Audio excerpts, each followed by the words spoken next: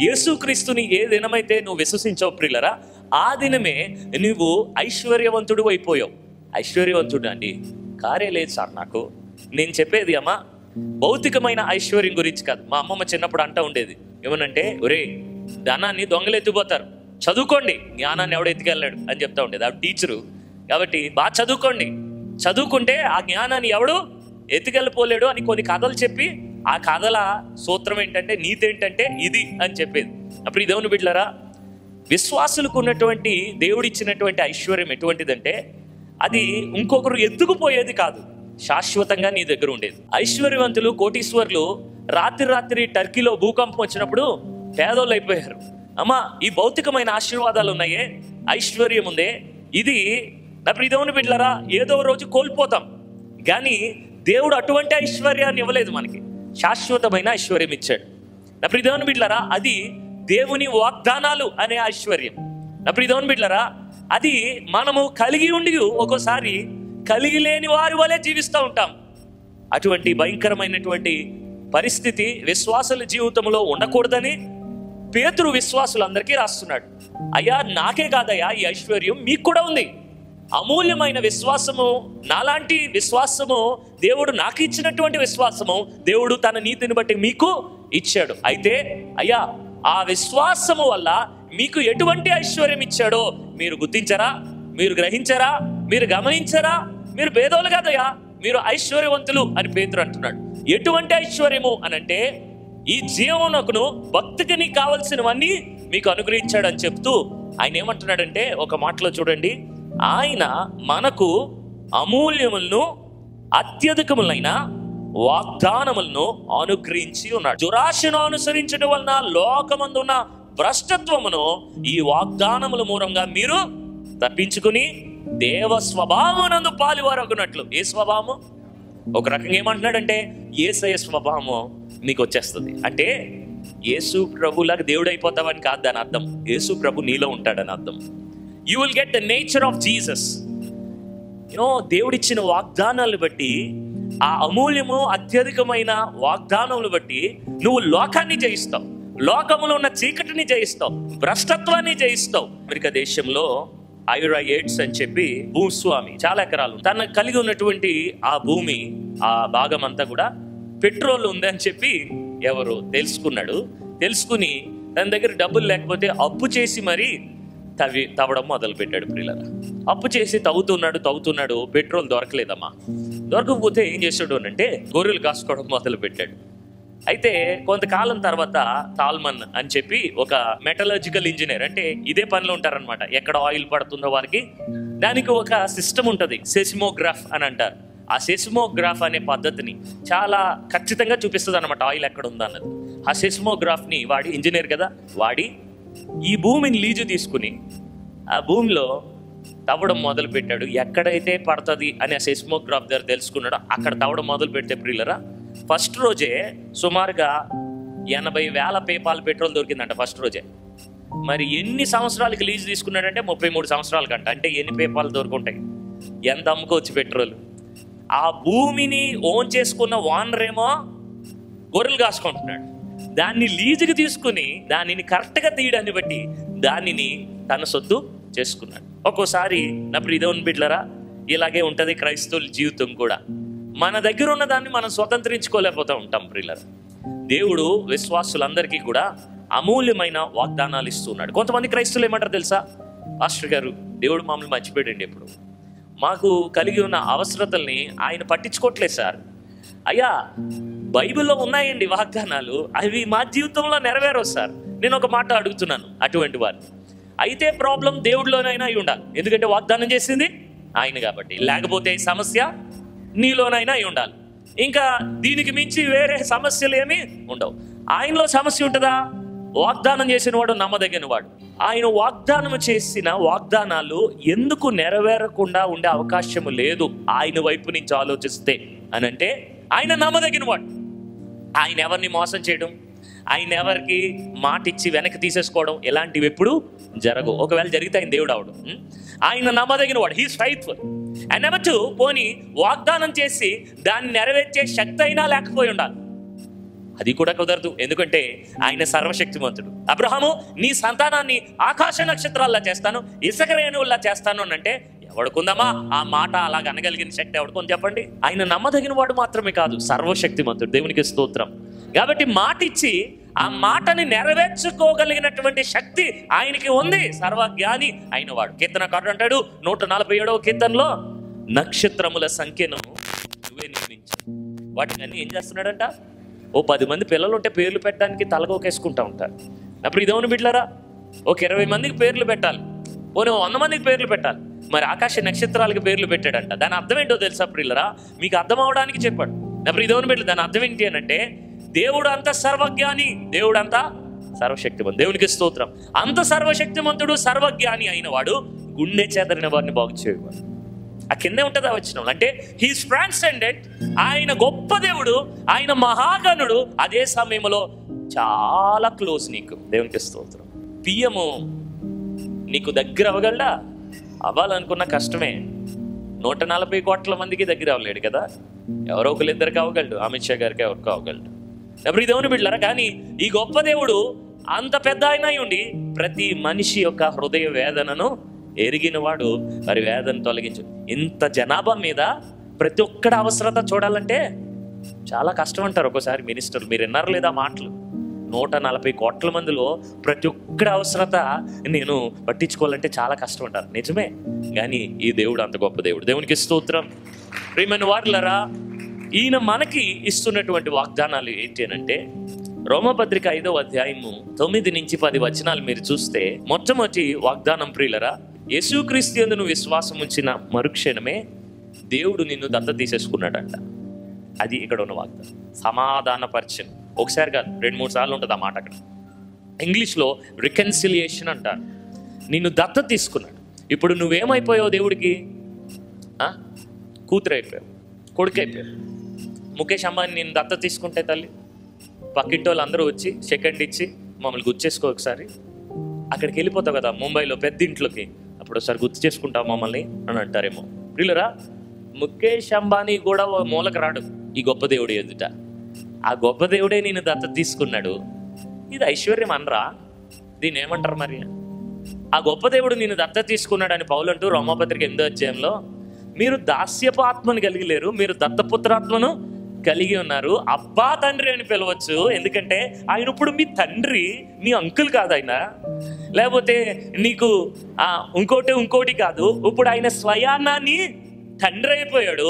నువ్వు ఆయన బిడ్డవైతే ఆయనకు వారసుడు అయిపోయావు. మీరు దేవుని పిల్లలైతే మీరు వారసులు. క్రీస్తుతో కూడా శ్రమ పడిన ఎడల క్రీస్తు తోడ వారసులు అన్నాడు. అంటే యేసు క్రీస్తుతో పాటు నీకు కూడా ఇప్పుడు ఏముంది? దీన్ని ఏమంటారు? అడుగు తింటాం అంటారా? ఐశ్వర్యం అనరా? భౌతిక ఐశ్వర్యం ప్రియులరా, ఓ రోజు వెళ్ళిపోద్ది నీ దగ్గర నుంచి. ఒక ఆయనట ఒంటి నిండా వజ్రాలు బంగారం వేసుకున్నాడంట.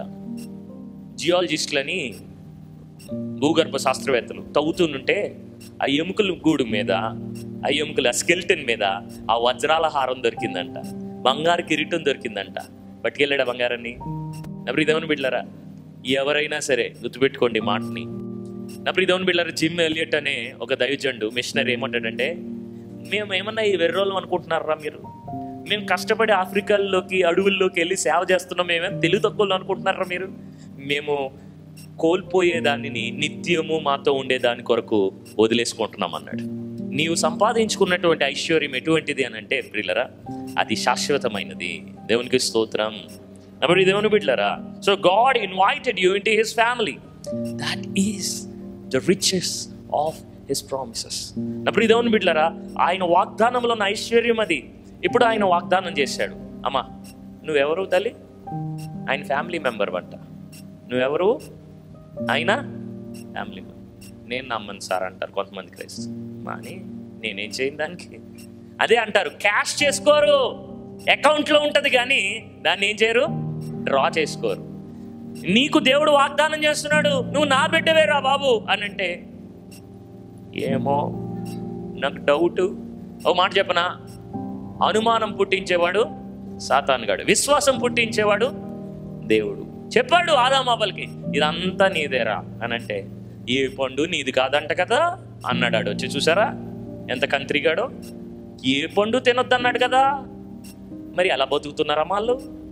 ఏ పండు తినకుండా ఏదేం తోటలో ఎలా బతుకుతున్నారు వాళ్ళు?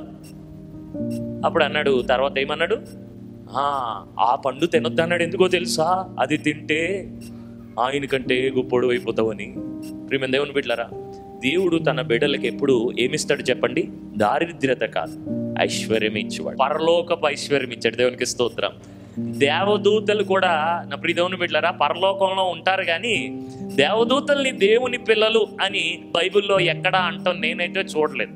మరి మీరు ఎక్కడైనా చూసారేం? కానీ దేవుడు నన్ను ఆయన పిల్లలని అంటూ నేను చూశాను. అది ఐశ్వర్యం. రెండోది ప్రియులరా, 1 యోహాను 1వ అధ్యాయం 9వ వచనం, మన పాపములను మనము ఒప్పుకొని ఆయన నమ్మదగిన వాడును నీతిమంతుడు గనుక ఆయన మన పాపములు క్షమించి సమస్త దుర్నీతిని మన పవిత్రులుగా. ఎంత గొప్ప వాగ్దానం తెలుసా తల్లి? ప్రతి ఆదివారం ఆరాధనలో ఈ మాట చెప్తాను. ఎవరైనా గ్రహించారో లేదో ఈ మాటని, నేను ఈ మాట చెప్తున్నాను, జాగ్రత్త వినండి ప్రియులరా. ఈ లోకము ప్రియులరా భ్రష్టత్వంలో ఉంది. మురికి, బురద, పాపపు బురద, కామ ఆశలు, కామ కోరికలు, దురాశలు, మోసాలు, హత్యలు, భయంకరమైనటువంటి చీకటి పాపము ఈ లోకములో. ఇటువంటి భయంకర లోకములో జీవిస్తున్న మనకి ప్రియులరా అప్పుడప్పుడు బురదలు అంటుకుంటా ఉంటాయి. కానీ దేవుని వాగ్దానం ఏంటో తెలుసా? ఈ లోకములో బ్రతుకుతున్న నీవు ప్రతిరోజు నిన్ను నీవు కడుక్కున్నట్లుగా దేవుడు వాగ్దానం ఇస్తున్నాడు. దేవునికి స్తోత్రం. విశ్వాసులు ప్రియులరా వారి జీవితంలో ఉన్న మలినాల్ని ఎప్పుడైతే గుర్తించి గ్రహిస్తారో దేవుని వాగ్దానం ఏంటంటే వాటిని దేవుని దగ్గర మనము ఒప్పుకున్నట్లయితే దేవుడట ఆ రోజే క్లీన్ చేసేస్తాడట. దేవునికి స్తోత్రం. We can live a clean life in this filthy world. దేవుడు వాగ్దానం చేశాడు. మన పాపమును మనం ఒప్పుకునేట్లా ఆయన నమ్మదగిన వాడు. నమ్మదగిన వాడు అంటే అర్థం ఏంటో తెలుసా? నువ్వు ఆయన నమ్మొచ్చు, ఆయన నిన్ను కడుగుతాడని నువ్వు ఆయన్ని నమ్మొచ్చు. రెండోది నీతిమంతుడు. నిన్ను కడగడానికి ఆయనకి మాత్రమే శక్తి ఉంది. ఎందుకంటే ప్రపంచంలో ఇంకెవడు నీతిమంతుడు లేడు. నీ పాపములు క్షమించి నిన్ను కడగగలిగినటువంటి పరిశుద్ధుడు ఆయన ఒక్కడే. ఆయన ఏమంటున్నాడంటే నువ్వు ఎప్పుడైనా నీ బట్టలకి, నీ హృదయానికి, నీ జీవితానికి ఎప్పుడైనా బురద అంటించుకుంటే వెళ్ళి ఆయన దగ్గర కడుక్కోవచ్చు. ఎంత గొప్ప వాగ్దానం అండి ఇది. మనలో ఉన్నటువంటి లోపాలు మనకి తెలియవు. మనలో ఉన్న లోపాలు పరిశుద్ధాత్మ దేవుడే మనకి తెలియజేస్తాడు. అయితే ఆయన తెలియజేసినప్పుడు, ఒప్పింపజేసినప్పుడు మనము అపరాధ భావంలో బతకవలసిన అవసరమా లేదు. తెలియజేసిన ఆయనే నా ప్రియ దేవుని బిడ్డలారా క్షమించే యేసయ్య పాదాల దగ్గరికి తీసుకెళ్తాడు. నేను దేవునికి స్తోత్రం. ఆ పాదాల దగ్గర నీకు క్షమాపణ ఉంది. ఆయన నిన్ను క్షమిస్తాడు. ఎంత ఘోర పాపమైన ఆయన క్షమించి నిన్ను కడుగుతాడు అన్నటువంటి వాగ్దానం ఉంది. ఈ ఐశ్వర్యాన్ని నువ్వు క్యాష్ చేసుకోకుండా అలాగే బురదలో బ్రతికేస్తే మన జీవితాలు ఎంత నలిగిపోతే అపరాధ భావంతో.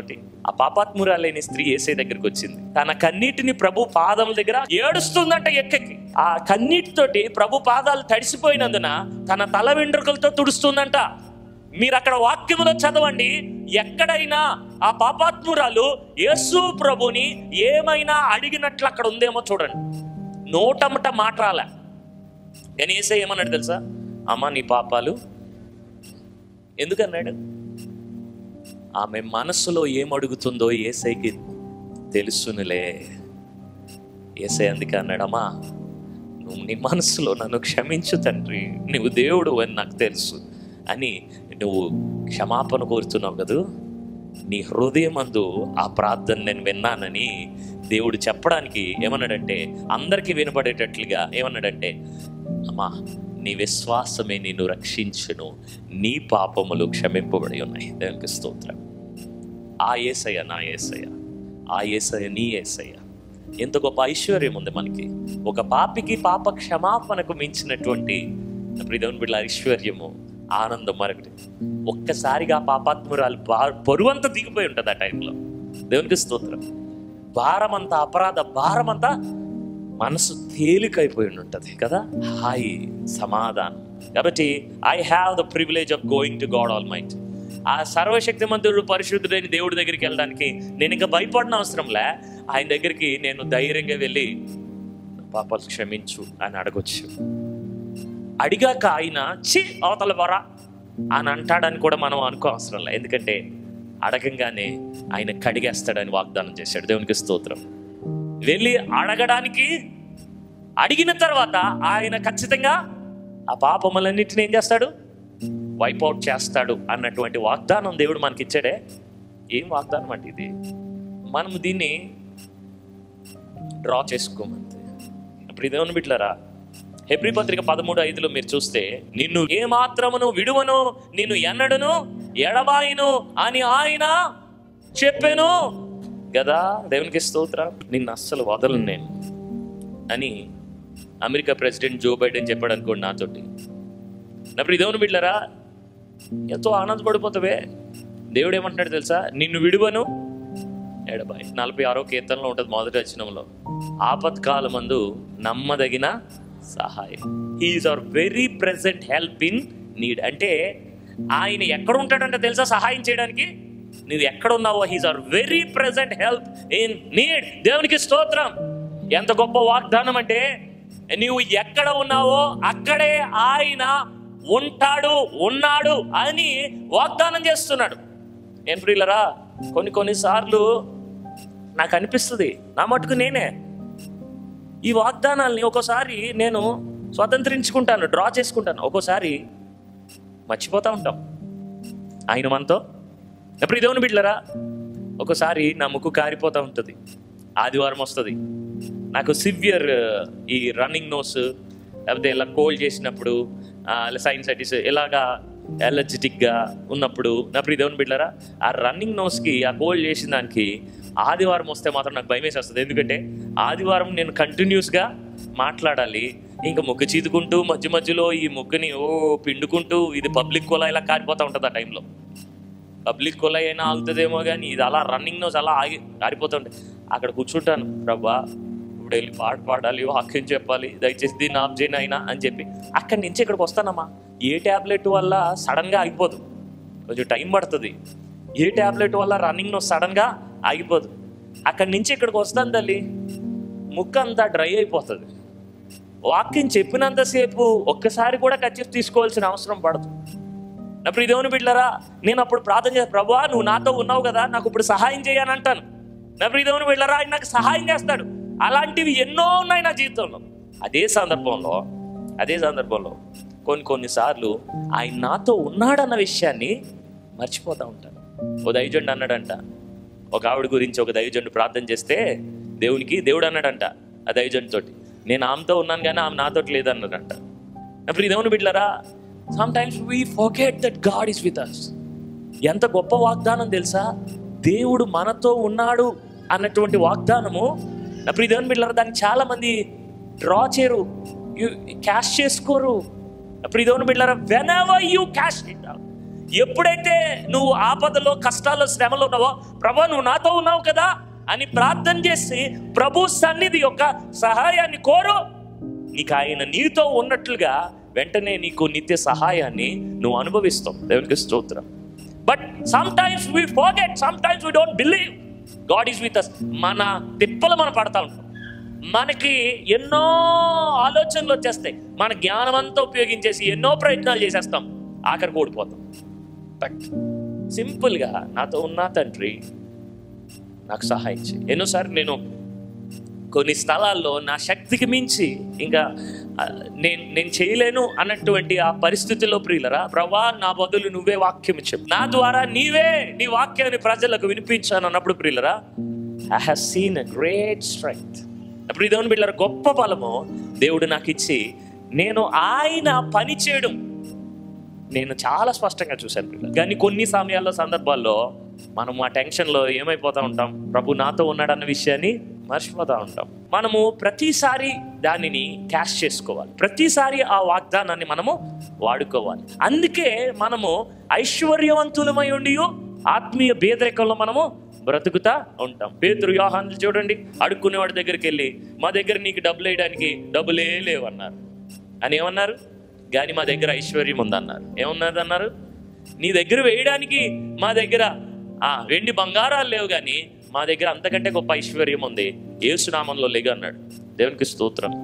యేసయ్య ఉన్నాడు మాతో, ఆయన నామాన్ని మేము ధరించాం.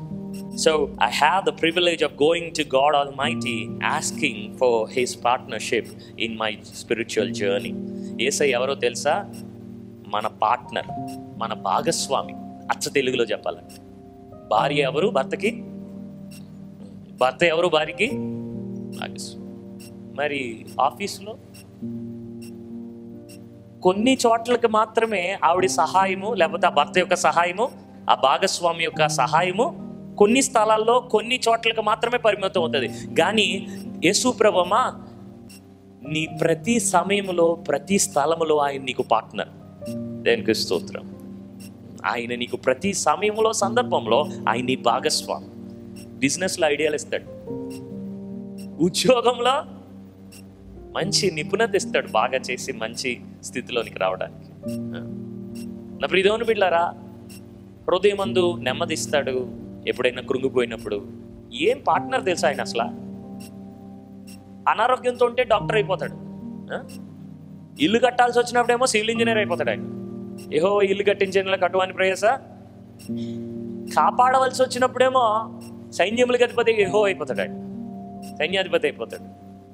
ఇదేమో నేను నడిపించాల్సి వచ్చినప్పుడేమో నీ గైడ్ అయిపోతాడు, చీకట్లో ఉన్నప్పుడేమో వెలుగు లైట్ అయిపోతాడు.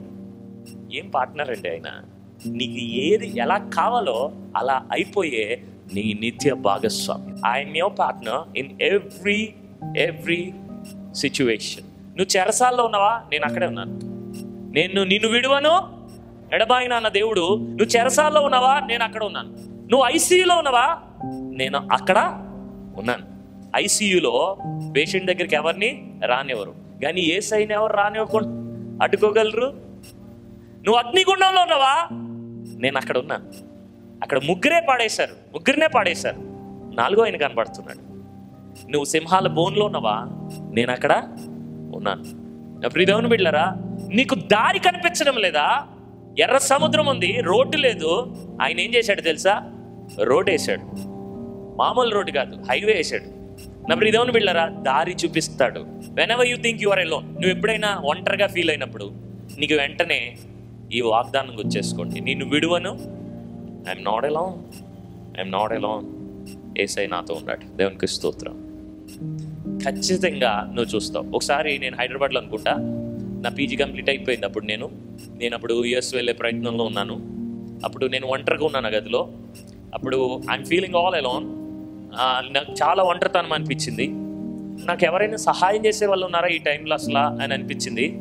ఆ సమయంలో నేను నా బైబిల్ గ్రంథాన్ని తెరిచి నేను చదువుతున్నాను. ప్రియులరా, మీరు నమ్మండి, దేవుని సన్నిధిని నేను ఎలా అనుభవించానంటే, he is right there. I cannot see him, but I can say he is right there where I am. నేను ఎక్కడున్నానో అక్కడే ఆయన ఉన్నాడని ఎంతో స్పష్టంగా. Thank you Lord. నాకేం స్వరం వినిపించలే, నాకేమీ దర్శనం కనిపించలే, but I know that he is with me right where I am. నేను ఎక్కడున్నానో అక్కడే ఆయన ఉన్నట్లుగా నాకు హృదయం అంతా గొప్ప సమాధానంతో, నెమ్మదితో, ఆనందంతో నిండిపోయింది. నేను అప్పుడు వాక్యం చదువుతుంటే అండ్ హీస్ స్టార్టెడ్ టీచింగ్ మీ. వాక్యాన్ని నాకు బోధించడం నేను చూశాను. నా జీవితంలో నేను చేసిన మొట్టమొదటి ప్రసంగం ఆ గదిలో నేర్చుకుంది. అంటే సేవకుడు అయిన తర్వాత ఆ గదిలో నేను చదువుతున్నా నా వాక్యం. ఒక టీచర్ పక్క నుండి ఎక్స్ప్లెయిన్ చేస్తే ఎలా అర్థమవుతుందమ్మా, అలాగా ఎగ్జాంపుల్స్ తోటి ఎక్స్ప్లెయిన్ చేస్తున్నాడు ఆయన నాకు. నా మనసులో నాకు ఆ బోధ నాకు అర్థమవుతుంది. నేనేదో వింటున్నట్లుగా, నాకెవరో చెప్తున్నట్లుగా, నాకెవరో వివరిస్తున్నట్లుగా ఆ వాక్యం చదువుతుంటే దీని నాకు అర్థం ఏంటో తెలుసారా ఇది అని నాకు ఇంకా బాగా అర్థం అవ్వాలని ఉదాహరణలతో చెప్పు. ఆ ఉదాహరణలే నేను వాక్యంలో చెప్పడం. ప్రియమైన దేవుని బిడ్డలారా, so God will never leave you know forsake you. నీవు ఒంటరిగా ఉన్నట్టు అనిపించినప్పుడు ఒక్కసారి నీవు ఏమి కలిగి ఉన్నావో ఆలోచన. నేను ఇప్పుడు వరకు ఇంకా చాలా వాగ్దానాలు ఉన్నాయి, అవన్నీ నేను వివరించి చెప్పలేను. కానీ నేను ఒక మాట మిమ్మల్ని అడుగుతున్నాను. ఇప్పుడు వరకు చెప్పిన వాగ్దానాలు, ఆయన ఫ్యామిలీ మెంబర్. రెండోది, నీవు ఫిల్ ది వరల్డ్లో, ఈ మురికి లోకంలో చక్కగా ఆయన దగ్గరికి వెళ్ళి శుభ్రంగా కడుక్కుని ప్రతిరోజు శుభ్రంగా బ్రతకొచ్చు. అవునా? మూడోది, ఆయన నిన్ను విడువను ఎడబాయినని వాగ్దానము. నేను మూడే చెప్పాను. ఎంత ఐశ్వర్యం ఉంది మూడిట్లో. ఎన్ని ప్రామిసులు నేను రాసుకుని వచ్చాను తెలుసా? సుమారుగా ఒక 20 ఎన్నో ఉన్నాయి. కానీ ఎంత ఐశ్వర్యము ఈ కేవలం ఈ మూడిట్లో నీకు నాకు ఎంత ఐశ్వర్యం ఉంది. అప్పుడు ఇదేమని బిడ్డలారా, డ్రా చేసుకోండి. అకౌంట్లో ఉండడం కాదు. ఒక తల్లికి తన కుమారుడు చెక్కులు పంపిస్తున్నాడంట, నెలకి అమెరికా నుంచి. అప్పట్లో నెలకి 20,000 పంపిస్తున్నాడంట. అమ్మ బాగా ఉండాలి, బాగా తినాలి, అమ్మకి ఎవరు లేరు అసలే అని చెప్పి బాగా ఎక్కువే పంపిస్తున్నాడు. అమ్మ ఆ చెక్కులు అందుకుంటుంది, ఉత్తరం రాస్తుంది ప్రతి నెల, ఒరే అబ్బాయి నాకు డబ్బులు లేవురా, నిన్ను అడగడానికి అదొక లాగుంది, చాలా కష్టంగా ఉందిరా, డబ్బులు ఇంకా పంపించరంటే. అమ్మకి ఏంటి 20,000 కంటే ఎక్కువ ఖర్చు అయిపోతుందని చెప్పి 40,000, 50,000 కూడా చెక్కులు పంపిస్తున్నాడంట. మళ్ళా రాస్తుందంట, ఒరే బాబు నా పరిస్థితి ఏం బాగోలేదురా, అసలు డబ్బులు లేవురా అని చెప్పి రాస్తుందంట. ఇలా పంపిస్తూనే ఉన్నాడంట. ఆఖరికి కరువుతో చచ్చిపోయిందంట, డబ్బు లేక చచ్చిపోయిందంట. ఇంటికి చనిపోయాక వచ్చాడు, చూస్తే పంపించిన చెక్కులన్నీ అలాగే ఇంట్లో ఉన్నాయి. ఆ చెక్కుల్ని డ్రా చేసుకోవాలని ఆమెకి తెలీదు. ఆమెకి డబ్బు అంటే ఈ కాగితాలే తెలుసు, కానీ చెక్కులలో డబ్బు ఉంటుంది, ఆ డబ్బుని బ్యాంక్కి వెళ్తే బోల్డ్ డబ్బు వస్తుందని తెలీదు. ఆ చెక్కులన్నీ కలిపితే కొన్ని లక్షల రూపాయలు, కానీ కరువుతో చచ్చిపోయింది. ఇప్పుడు ఇదేమని బిడ్డలారా, క్రైస్తవులు కూడా ఇలాగే ఉంటాం మేము. బైబిల్లో ఎన్ని వాగ్దానాలు ఉన్నాయి తెలుసా మీకు? ఎన్ని ఉన్నాయి తెలుసా మీకు? సుమారుగా 8,000 ఉన్నాయంట. మీరు దాంట్లో ఎన్ని చదివి ఉంటారు? దాంట్లో ఎన్ని జ్ఞాపకం ఉన్నాయి? మరి ఎన్ని వాడుకుంటాం మనం? అసలు ఉన్నాయే తెలియకపోతే, మీ అకౌంట్లో ఎన్ని డబ్బులు ఉన్నాయో అన్నదే మీకు తెలియకపోతే మీరు ఇంకా దాన్ని ఎప్పుడు డ్రా చేసుకుంటారు? అందుకే అమ్మ బైబిల్ చదవాలి. అందుకే మనం ఏం చేయాలి? వాగ్దానాలు ఎన్నో ఉన్నాయి దీంట్లో, వాటన్నిటినీ చదివి మనం ఏం చేయాలి? ప్రార్థన చేయాలి, స్వతంత్రించుకోవాలి. 3 యూదులు, వాళ్ళు 3 కూడా సైకాట్రిస్టులు.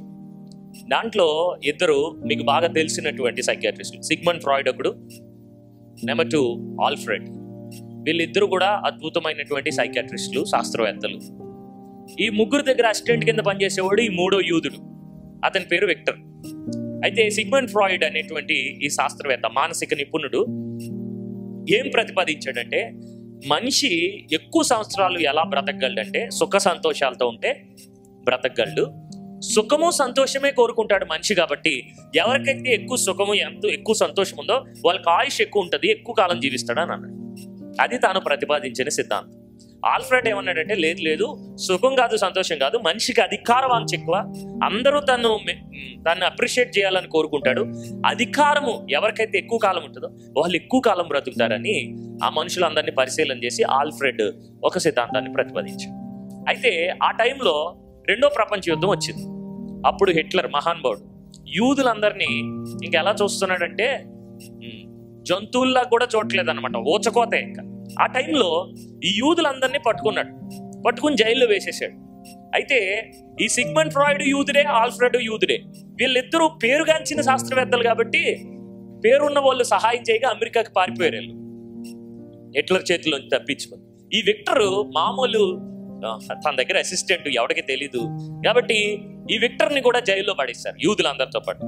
4 సంవత్సరాలు ప్రియులరా యూదులందరూ కూడా జైల్లో నలిగిపోయడం అనకూడదు కదా, నరకం చూశారనమాట.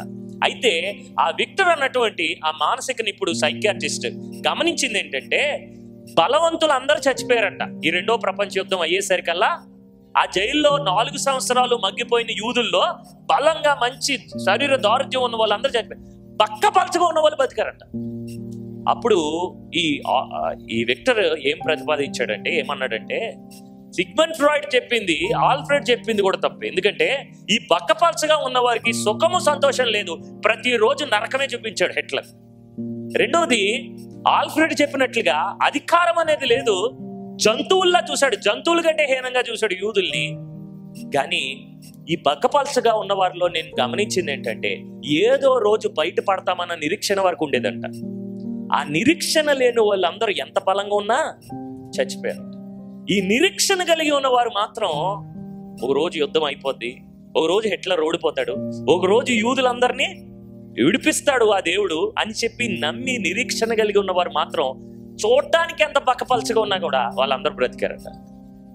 అప్పుడు ఇదేమని బిడ్డారా, పౌలు అంటాడు, నిరీక్షణ లేని ఇతరుల వలె మనము క్రైస్తవులము నీ జీవితంలో ఏ సమస్య, వేదన, శోధన, ఆటంకాలు, భూమి మీద బ్రతుకుతున్నాం, ఇది పాడైపోయిన లోకం. ఇక్కడ రాకపోతే శ్రమలు పరలోకంలో వస్తాయా? ఇక్కడ ఉండకపోతే కష్టాలు పరలోకంలో ఉంటాయా? ఇక్కడ రాకపోతే కన్నీళ్ళు అక్కడ వస్తాయా? అక్కడ కన్నీరు ఉండదు, అక్కడ రోగాలు ఉండవు, అక్కడ దుఃఖం ఉండదు, అక్కడ వేదన ఉండదు, ఇక్కడే ఉంటది. కానీ మా శ్రమ అంతట్లో ఆయన మమ్మల్ని ఏం చేస్తున్నాడు? ఆదరిస్తున్నాడు. ఆ నిరీక్షణ నీకుండాలి. నాకు శ్రమ వచ్చినా ఆ శ్రమలో నన్ను దేవుడు చచ్చిపోనేవాడు. ఆ శ్రమ నన్ను చంపలేదు. ఆయన నీలో ఉంటే, ఆయన నీకు సహాయకుడిగా ఉంటే, ఆయన నిన్ను ఆదరిస్తే అగ్నిగుండములో వేసిన ఆ అగ్ని కాల్చివేదు. శ్రమ నిన్ను నాశనము. యోబు జీవితాన్ని చూడండి, అనేక శ్రమలు, వేదనలు, రోగాలు. యోబుకు రాని కష్టం ఏదైనా ఉందా? నీకు వచ్చిందే? అప్పుడు దేవుని బిడ్డలారా, పిల్లలు చచ్చిపోయారు. అప్పుడు దేవుని బిడ్డలారా, ఒంటిలో ఆరోగ్యం లేదు. కానీ ఆ శ్రమలు యోబుని నాశనం మాత్రం చేయలేదు. యోబుని నరకానికి మాత్రం తీసుకెళ్ళలేకపోయింది. ఆ యోబుని ఆ శ్రమలు అప్పుడు దేవుని బిడ్డలారా నలిపాయి, కానీ నాశనం మాత్రం. దేవుడు నీతో ఉంటే ఆయన నిన్ను బలపరుస్తాడు. దేవునికి స్తోత్రం. ఆయన నీ హార్ట్లో ఉంటే నీకు కష్టాలు వచ్చినా నీకు కష్టం అనిపించకుండా చేస్తాడు. నీకు అగ్నిగుండంలో ఉన్నా నీకు అగ్ని తగలకుండా చేస్తాడు. వాళ్ళు ఇశ్రాయేలీలు అరణ్య మార్గమున నడిచారు. అరణ్య మార్గం అంటే చెట్లు చేమలు ఉంటాయి అనుకోకండి. ఆ మార్గాన్ని నేను వెళ్ళాను. ఎడారి, నీడ కోసం ఓ చెట్టు కూడా కనిపిస్తామా? దేవుడే నీడిచ్చాడు. పగలు మేఘస్తంభం. ఎడారిలో రాత్రి చలి చంపేస్తుంది, రాత్రి ఏమో అగ్నిస్తంభం కింద. దేవునికి స్తోత్రం. ఎన్నో వాగ్దానాలు ఉన్నాయి ప్రియులరా. అవన్నీ కొన్నిటిని మీ ముందు ఉంచాను. ఇంకా అనేకమైనవి బైబిల్ గ్రంథాలు మీరు చదివితే కనబడతాయి. వాటిని మాకు అక్కర్లేదు అనుకుంటే మీరు ఐశ్వర్యవంతులై ఉండి పేదవారిగానే బ్రతుకుతారు. దేవుడు మనము ఐశ్వర్యవంతులుగా చేశాడు. మనము అమూల్యమైన అత్యధికమైన వాగ్దానాలను కలిగి, దేవ స్వభావం కలిగి, లోక భ్రష్టత్వాన్ని జయించి జీవించడానికి దేవుడు మనకి ఇచ్చాడు. దేవునికి స్తోత్రం. ఇటు కృప ప్రభు మీకు ఎల్లరికూ దయచేయను గాక.